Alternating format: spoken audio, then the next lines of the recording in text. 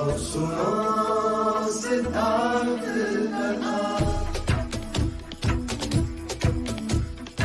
सत्य कथा, पुरुषार्थ कथा, सुनो सुनो सिद्धार्थ कथा। चढ़ते सूरज सा तेजवान वो कीर्तिमान, हुंकार भरे जब कूच करे, थर थर कांपे आसमान। वो राजपुत्र वो शूरवीर, पर्वत को भेद दे उसके तीर, शांति का स्रोत करुणा की धार, निर्झर झरे मन से अपार। वो राजपुत्र वो शूरवीर, पर्वत को भेद दे उसके तीर, है शाक्य वंश का वो तारा, जगमग है जिससे जग सारा। सत्य कथा, पुरुषार्थ कथा, सुनो सुनो सिद्धार्थ कथा।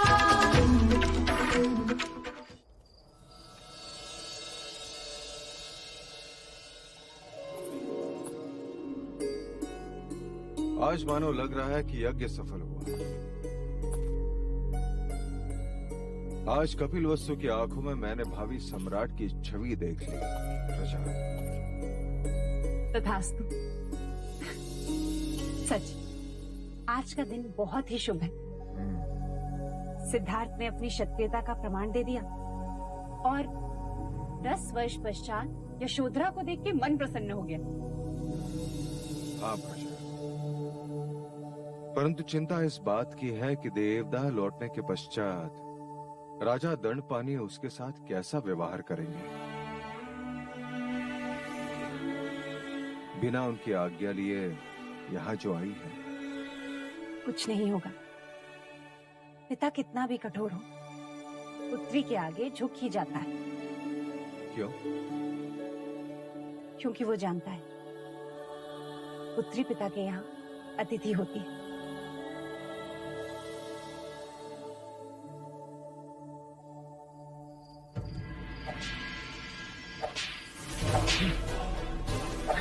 छोड़ो, छोड़ो देवदत्त, छोड़ो। ये क्या है? छोड़ो, छोड़ो देवदत्त, छोड़ो। ये क्या कर रही है? ये सब क्या है देवदत्त? एक पराजित योद्धा को दंड दे रहा हूँ। अपने मरते हुए अहंकार को जीवित रखने का प्रयत्न कर रहा हूँ।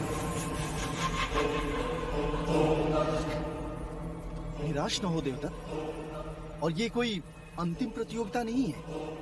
आज सिद्धार्थ का भाग्य अच्छा था तो वो जीत गया, परंतु कल कुछ नहीं होगा पिताजी। कल एक भव्य शोभा यात्रा होगी। सब कुमारों के साथ मैं भी अश्व पर होऊंगा और रथ पे सवार होंगे युवराज सिद्धार्थ गौतम, और सब तरफ मेरी पराजय का शंखनाद होगा और कुछ नहीं। हृदय छोटा ना करो पुत्र, तुम्हारी पराजय में भी तुम्हारी विजय है। देने को आश्वासन अच्छा है पिताजी, किंतु इसमें मेरी कोई आस्था नहीं।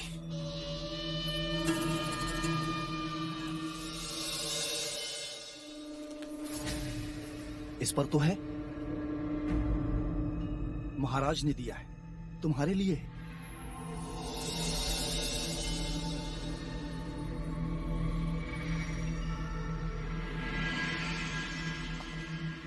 संगीत उत्सव में तो तुम आए नहीं, परंतु महाराज ने मुझे स्वयं बुलाकर कहा कि मैं जानता हूं देवदत्त निराश होगा। उसे जाके कहना कि स्पर्धा में कोई विजयी होता है तो कोई पराजित, परंतु इसका अर्थ ये नहीं कि जो पराजित हुआ उसका मूल्य कम हो गया। देवदत्त और सिद्धार्थ तो कपिल वस्तु के दो नेत्र हैं। सिद्धार्थ मेरा अभिमान है तो देवदत्त सम्मान।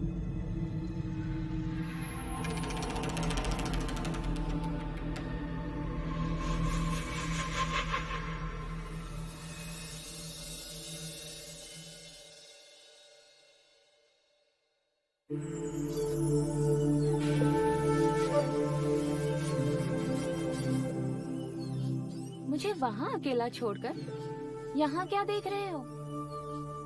राजप्रसाद की सीमा। उसमें देखने जैसा क्या है? कल शोभा यात्रा होगी गोपा। कल प्रथम बार मैं राजप्रसाद की सीमा पार जाऊंगा। क्या तुम आज तक कभी राजप्रसाद के बाहर नहीं गए? नहीं। अर्थात राजप्रसाद के बाहर की सृष्टि के बारे में तुम जानते ही नहीं? जानता हूँ ना, गुरुओं से, वेदों से, उपनिषदों से, अतीत की कहानियों से, मन की आंखों से इस खूबसूरत सृष्टि को देखा है मैंने। पर कल प्रत्यक्ष अनुभव होगा। कल प्रथम बार नगर के द्वार मेरे लिए खुलेंगे।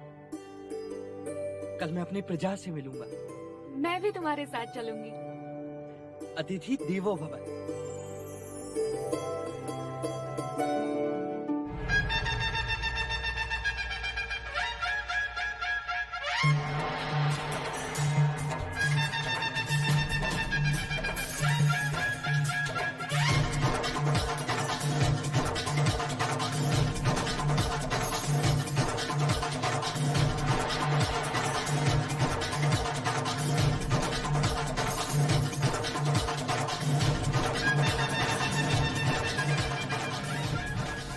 पूरी सावधानी रखी है ना महामंत्री? जी महाराज। युवराज सिद्धार्थ जिस मार्ग से यात्रा करेंगे वहाँ चारों ओर सुगंधित फूल, हंसते चेहरे और प्रसन्नता का संगीत होगा।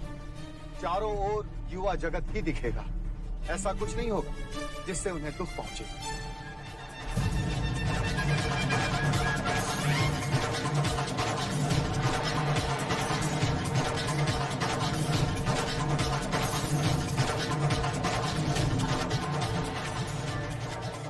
युवराज, जब आप महाराज बने तो मुझे अपना रक्षक बना लेना।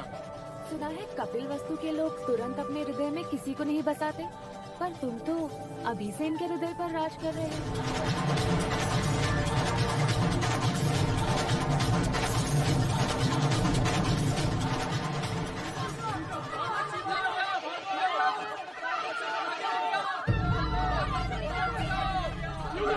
युवराज बचाओ, युवराज बचाओ, युवराज। क्या हुआ, क्यों चिल्ला रहे हो? राजा, हमारी बच्ची को चीता उठा कर ले गया। कब? बस थोड़ी देर पहले युवराज। तब तो निकट ही होगा। चलो चलो। युवराज, आप यात्रा छोड़कर नहीं जा सकते। ये समाचार सुन मैं रुक भी नहीं सकता। महाराज सुनेंगे तो अनर्थ हो जाएगा। आप चिंता न करिए, मैं और देवदास युवराज के साथ जाते हैं। आप राजप्रसाद जाइए। चल।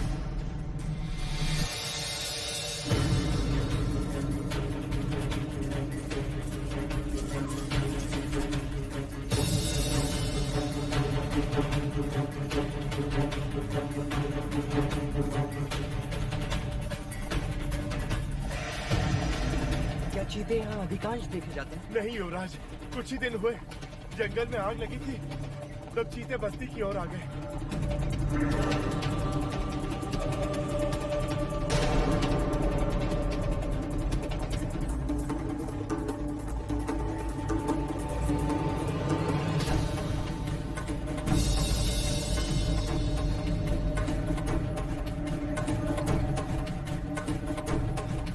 वो देखो, चीते के पंजों के निशान।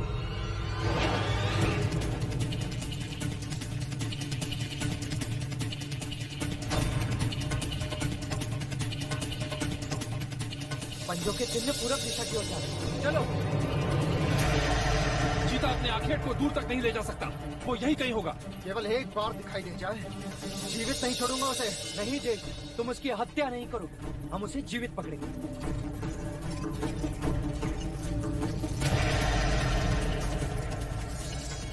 सुना, बच्चे की रोने की ध्वनि वहाँ झाड़ियों से आ रही है।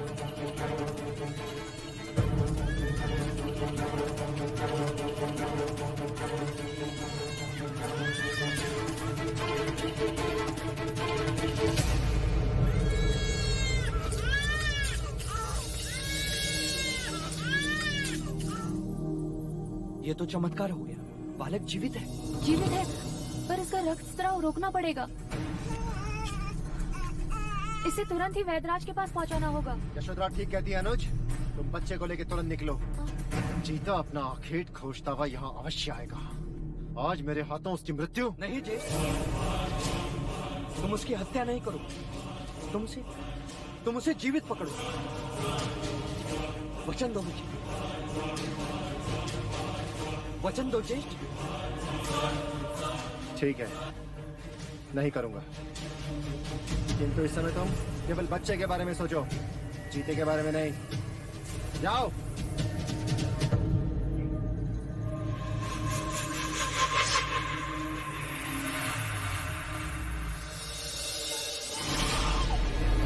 वैदराज को बुलाइए।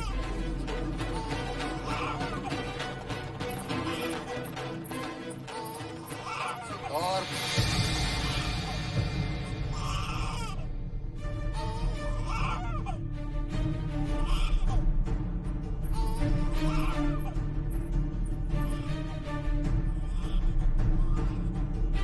तुम्हें इस बच्चे को यहाँ लाने की कोई आवश्यकता नहीं थी। किसी सैनिक के हाथों भेज दिया होता। बच्चे को घायल देख मैं अपने आप को रोक ना सका पिताजी। परंतु लोग क्या कहेंगे? प्रजा एक पराक्रमी राजा चाहती है, दयावान नहीं। प्रथम तो तुम्हें शोभा यात्रा छोड़कर जाना नहीं चाहिए था। यदि गए तो चीते के अखेट पर जाते। इस बच्चे को यहाँ लाने की क्या आवश्यकता थी? एक भावी सम्राट को हर शख्स अपनी छवि का ध्यान रखना चाहिए युवराज। प्रणाम महाराज।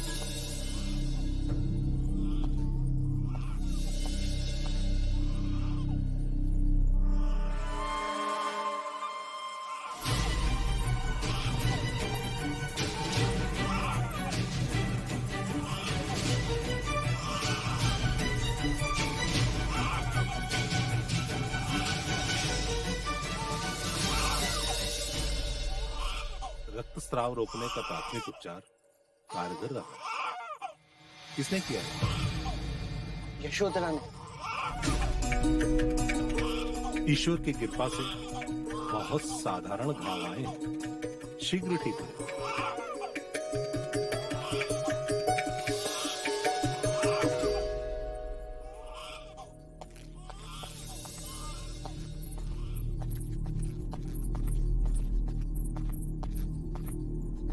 आज हमारे पुत्र ने एक बच्चे के प्राण बचा लिए थे, परंतु एक शूरवीर कहलाने का अवसर खो दिया।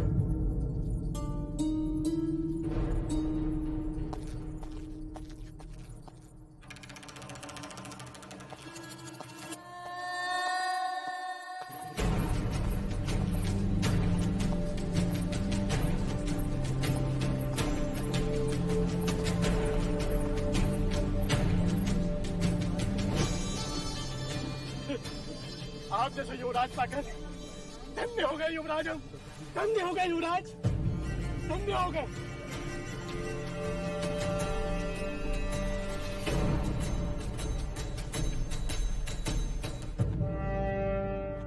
युवराज की, युवराज की, युवराज की, युवराज की, युवराज की, युवराज की, युवराज की। पूरा राजप्रसाद आपके पुत्र के जयघोष से गूंज रहा है देव। सम्राट में करुणा नहीं होनी चाहिए प्रजापति।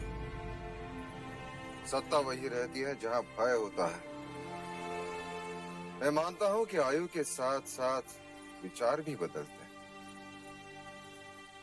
परंतु आंखों में अपने पिता के प्रति स्नेह घटता है, ये कभी नहीं सुना था। सिद्धार्थ,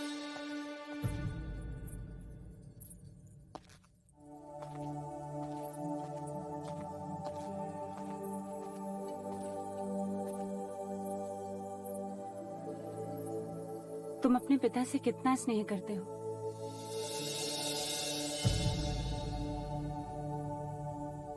जितना एक पुत्र अपने पिता से करता है।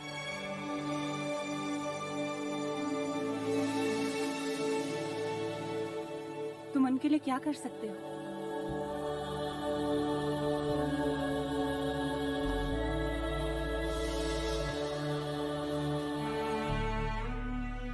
अगर वो कहें तो भी इन चरणों पर अपने प्राणों को त्याग सकता हूं।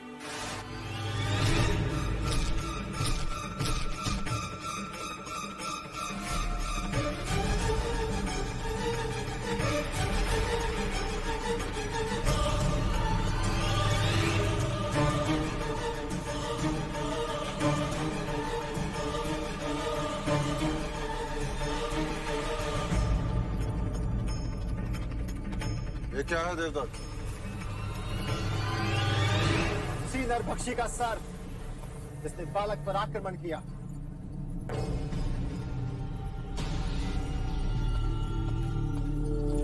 ये तुमने क्या किया जिष्ट? तुमने मुझे वचन दिया था ना कि तुम इसकी हत्या नहीं करोगे।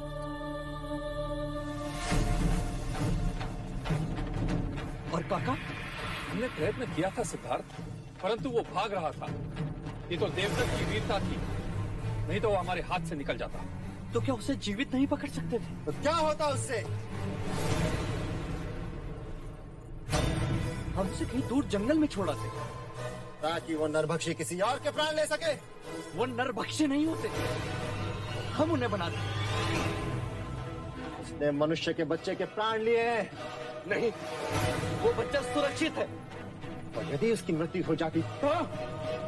मात्र शंका और एक प्राणी के जीवन को समाप्त कर दिया आपने। आखिर कहते हैं सिद्धार्थ, यदि मुझे संभवता लगे कि कल राज्य पाने के लिए तुम मेरी हत्या कर दोगे तो क्या अनुचित करूंगा? यदि मैं आज ही तुम्हारा वध कर दूं तो ज्येष्ठ।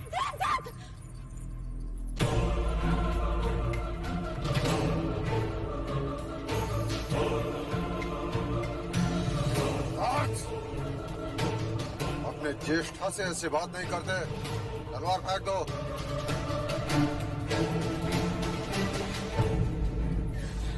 देवदत्त सत्य कह रहा है युवराज सिद्धार्थ। यदि पशु एक बार भी मनुष्य रक्त चख ले तो पूरी बस्ती उजाड़ देता है। और युद्ध के नाम पर हम मनुष्य होकर भी बस्तियां नहीं उजाड़ते। केवल वीरता दिखाने के लिए हम उनका जीवन छीन लेते हैं। परीक्षा हमारी और प्राण गंवाए वो हमारे लिए आखिर का आनंद और उनके लिए जीवन का अंत। क्या यह अन्याय नहीं? नहीं, मेरे देवदत्त ने कोई अन्याय नहीं किया। कहीं ये ईर्ष्या तो नहीं कि जो कार्य तुम्हें एक युवराज को करना चाहिए वही कार्य मेरे पुत्र ने पूरा कर दिया। अरे तुम्हें तो इसकी प्रशंसा करनी चाहिए, परंतु तुम इसी को दोषी ठहरा रहे हो। क्या ये अन्याय नहीं?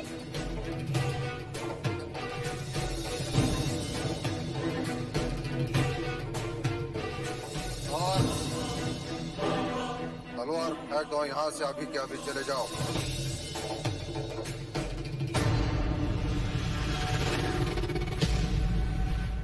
चले जाओ।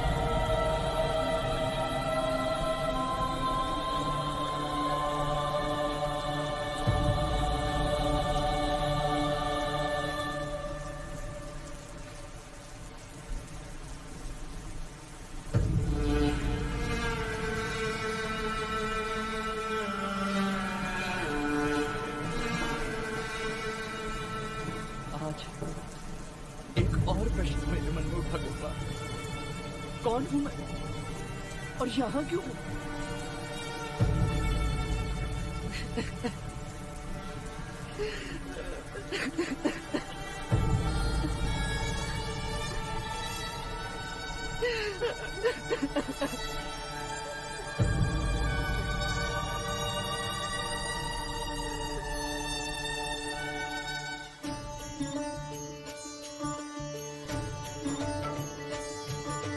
आरती उतारो श्री राम रघुवर की, राम रघुवर की, श्री राम सियावर की, राम रघुवर की, श्री राम सियावर की। आरती उतारो श्री राम रघुवर की, राम रघुवर की, श्री राम सियावर की। बोलो सियावर रामचंद्र की जय।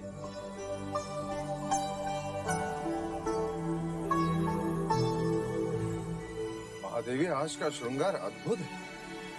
आज श्रृंगार यशोधरा ने किया है। यशो, आज कोई पर्व है जिसे हम भूल रहे हैं? मुझे स्मरण नहीं, तुम ही बताओ आज क्या है? आज मैं अपने घर देवदा लौट रही हूँ बुआ।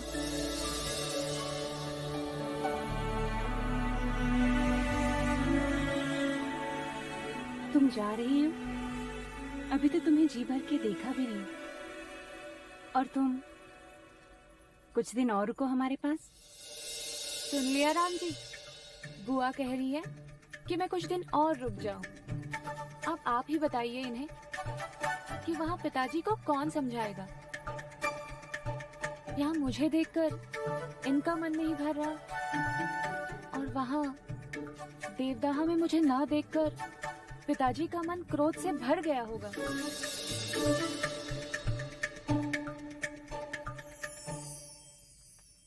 हम सभी यहाँ हैं। सिद्धार्थ कहाँ है? महादेवी, मैं गई थी उन्हें बुलाने, परंतु वो अपने कक्ष में नहीं है। मैंने राजप्रसाद में भी सब जगह उन्हें देखा, परंतु राजप्रसाद में नहीं है। तो फिर कहाँ है? कल रात वो प्रणाम करने भी मेरे कक्ष में नहीं आया। अनुज, आप चिंता न करें महादेवी, मैं अभी युवराज को ढूंढ लाता हूँ। हाँ हाँ महादेवी, आप चिंता ना करें, युवराज मिल जाए। शयन कक्ष में ना हो तो आश्रम की कुटिया में हो, या फिर राज परिषद के छत पर हो सकते हैं, अथवा तालाब के नहीं, चन्ना के साथ अश्वशाला में बैठे, अथवा आचार्य कौंडिन्य के साथ ज्ञान गोष्ठी में बैठे हो। कल तो युवराज ने बड़ी ठिठोली की जब आचार्य अश्वपाल ने उनसे राजनीति सीखने की बात की, तो कहने लगे स्वार्थ के पाखंडी खेल का नाम है राजनीति।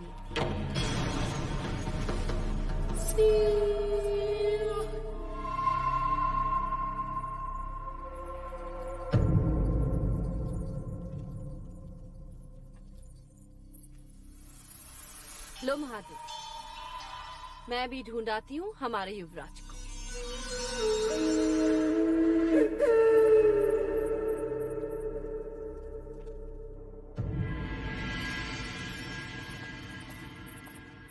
युवराज मिले? नहीं, सारा राजप्रसाद फिर से देख लिया। युवराज तो नहीं मिले, परंतु उनके कक्ष में। कक्ष में क्या? आप स्वयं देख लें।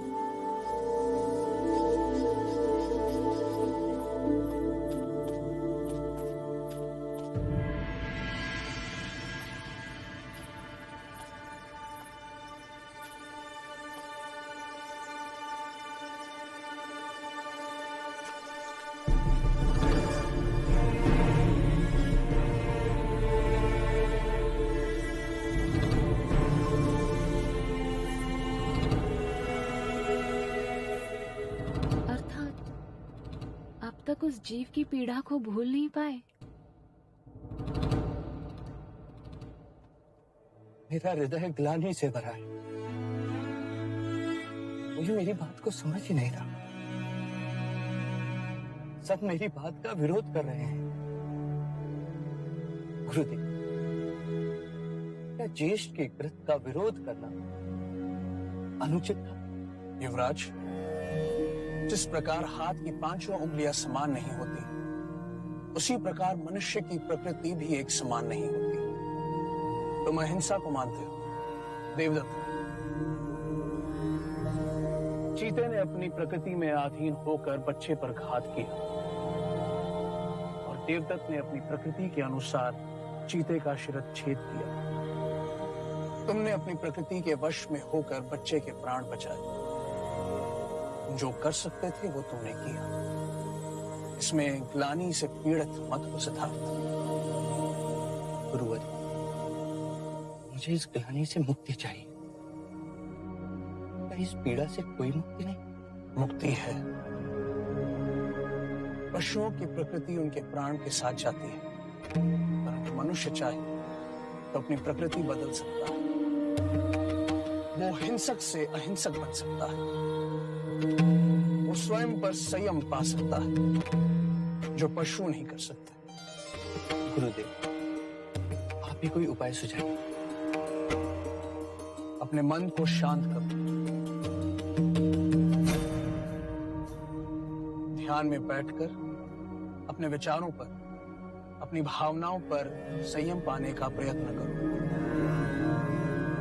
शांत मन मनुष्य के प्रत्येक समस्या का चिकित्सक होता है।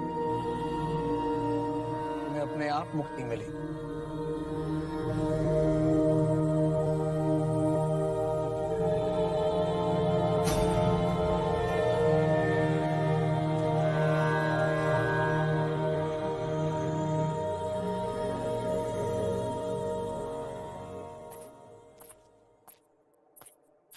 यशो, कहाँ चली गई थी मुझे छोड़ के? सिद्धार्थ को ढूंढने बुआ। उसे पता है कि आज मैं देवदाह लौट रही हूँ और बिना कुछ बताए चला गया। पिताजी से विरोध कर मैं उसकी परीक्षा में उसका उत्साह बढ़ाने चली आई, और वो है कि यदि वो युवराज है तो मैं भी राजकुमारी हूँ। अब जब तक वो मुझे देवदाह लेने नहीं आएगा, मैं भी कपिलवस्तु नहीं आऊंगी। आने दे सिद्धार्थ, आज मैं तेरी ओर से उसे डांटूंगी। फिर तो ठीक है ना?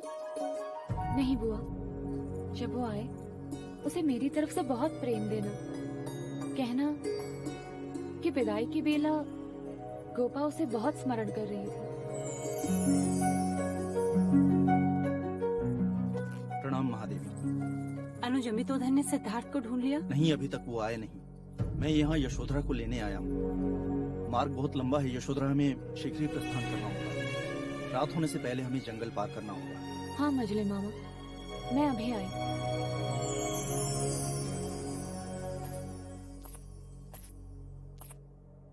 अनुज, यशोधरा को छोड़ने देवदाह जा रहे हो। यदि भैया से कुछ कहा सुनी हो जाए तो मन मैला ना करना। आप निश्चिंत रहिए महादेवी, मैं अपनी मर्यादा भंग नहीं करूंगा।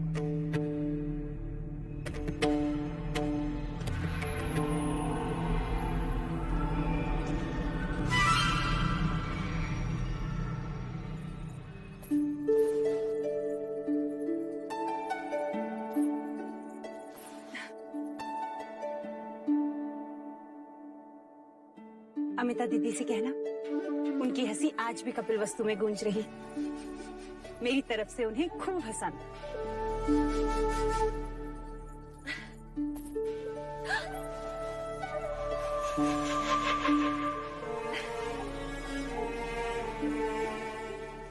मैं भी चाह रही थी कि तुम कुछ और दिन रुक जाते। फिर देवदत्त तुम्हें देवता छोड़ा था। कह भी रहा था अभी तक तुम्हें यशोधरा से ठीक से मिला भी नहीं। अति शीघ्र आओ।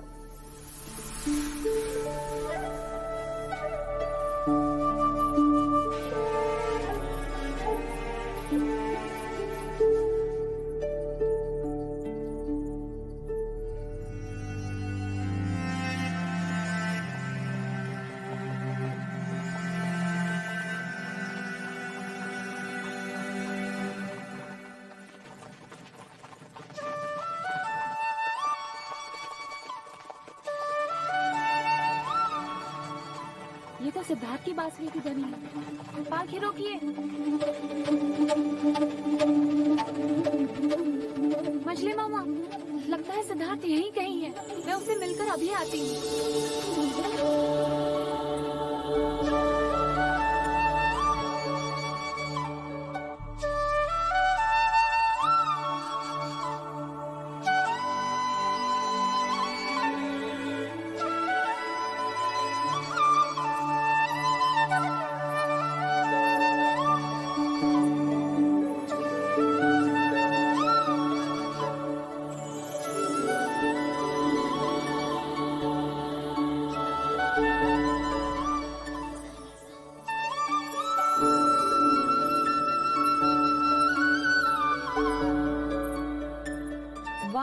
आतिथ्य।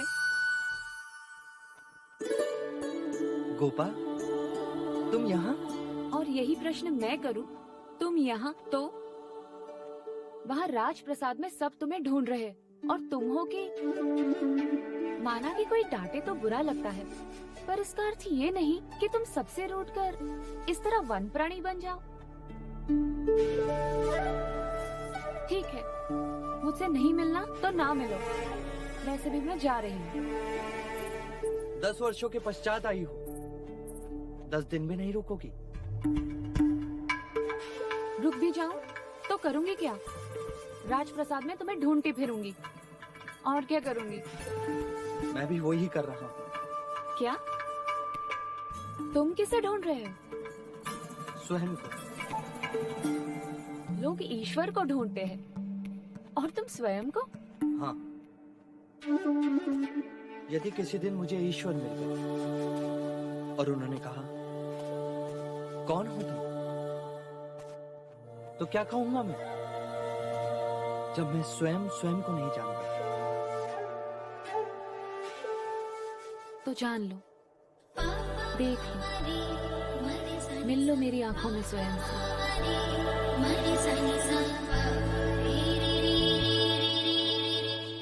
यशोधरा,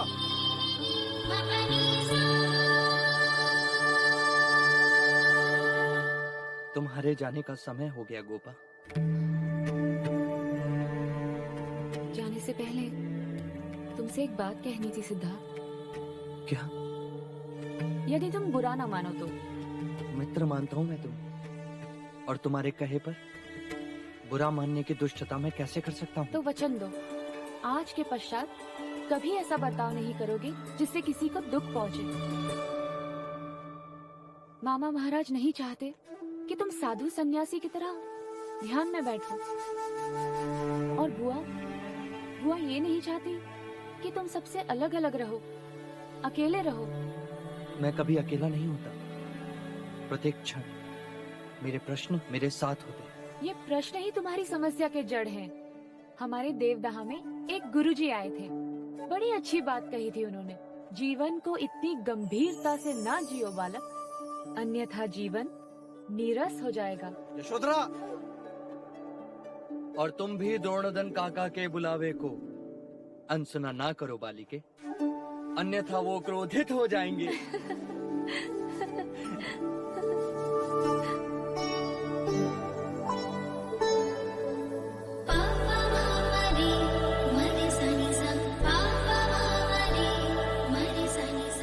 फिर कब आओगी गोपा? जब तुम मुझे देवदाह लेने आओगे। जानती हो तुम, नगर के द्वार मेरे लिए नहीं खुलते गोपा। जानते हो तुम, समय के सामने किसी की नहीं चलती। तो प्रतीक्षा रहेगी समय की शाख पर उस घड़ी के उगने की।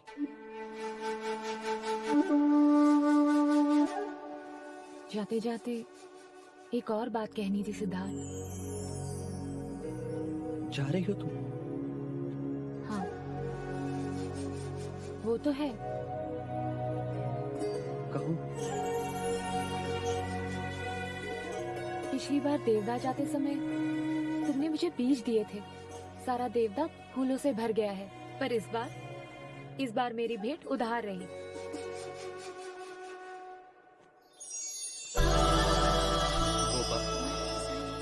आचार्य कौंडिन्य कहते हैं जिस समय का कार्य उसी समय कर लेना चाहिए, अन्यथा। इस समय यहाँ क्या भेंट दोगे मुझे?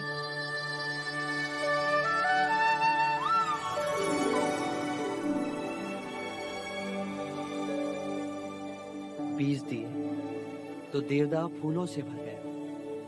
बांसुरी दे रहा हूं, पूरा जीवन संगीत से भर जाएगा।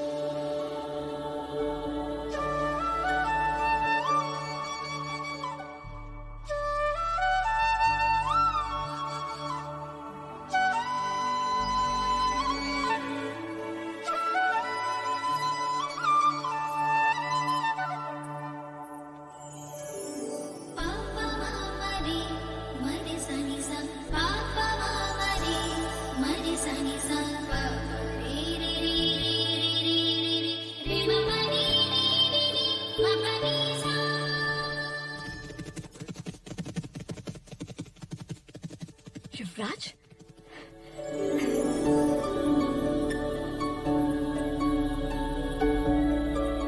महादेवी, युवराज आ गए। महादेवी,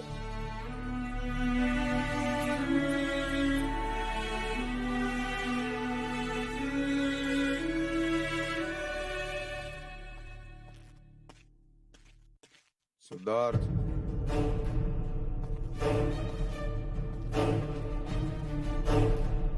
कहाँ से आ रहे हो? उद्यान में टहलने गया था पिताजी।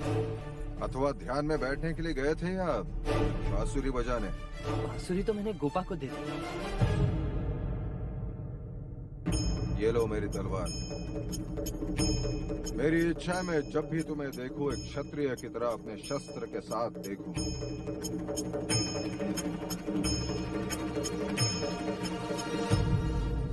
इसका भार मैं नहीं उठा सकता।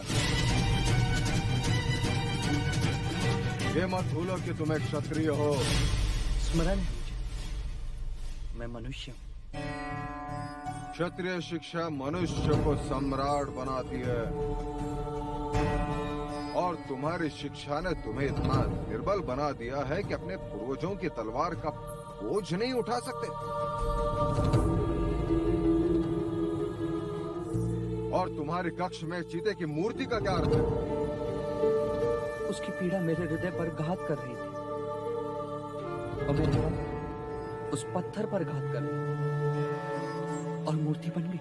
सिद्धार्थ, कर्म ऐसे करो जिस पे अभिमान हो, ना के। जी महादेवी, जाओ जाके भोजन का प्रबंध करो। युवराज ने सुबह से कुछ नहीं खाया। सिद्धार्थ, चाहो तो जाके स्नान कर लो।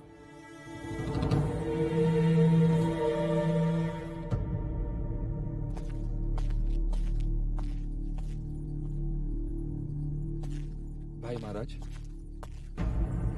मैं कई दिनों से निरीक्षण कर रहा हूं। सिद्धार्थ की आचार्य कौंडिन्य के साथ घनिष्ठता बढ़ती जा रही है। ये उनकी संगत और शिक्षा का ही परिणाम है कि युवराज ध्यान के प्रति आकर्षित हो रहे हैं।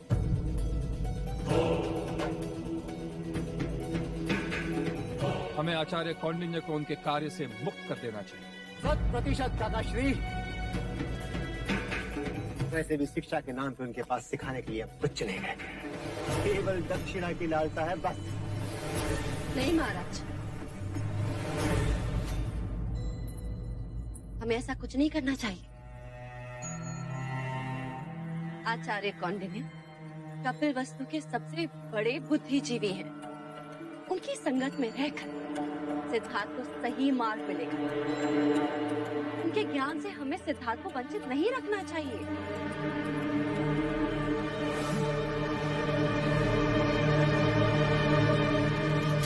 देव, मंगला दीदी सच कह रही है। आचार्य कौंडिन्य से बड़ा ज्ञानी कपिलवस्तु में दूसरा कोई नहीं है। उन्होंने कोई ऐसा कार्य नहीं किया जिससे कपिलवस्तु के भविष्य को हानि, सिद्धार्थ को हानि।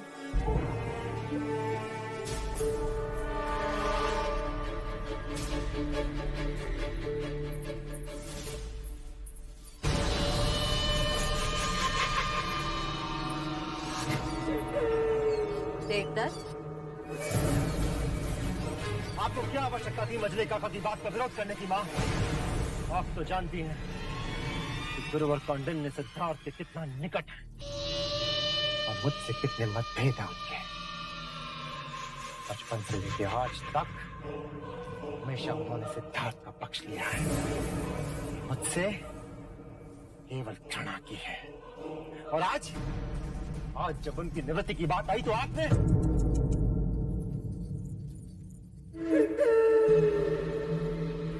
तुम तो अपने पिता की तरह ही सोचते समय आंखें छोटी कर लेते, आंखें बड़ी करके सोचो पुत्र, दूर तक दिखाई देगा। कौंडिन्य यहाँ रहेगा तो सिद्धार्थ का सन्यासी बनना निश्चित है। वो उसकी संगत में रहकर ध्यान में बैठना सीख रहा है, और ध्यान में बैठने वाला सन्यासी ही बनता है, राजा नहीं। जाने अनजाने में सही, परंतु कौंडिन्य युवराज को कपिलवस्तु के सिंहासन से दूर लेकर जा रहा है। हमें बस इसका साथ देना चाहिए। हमारे लिए तुम्हारा कपिलवस्तु का सम्राट बनने का स्वप्न पूरा करेगा।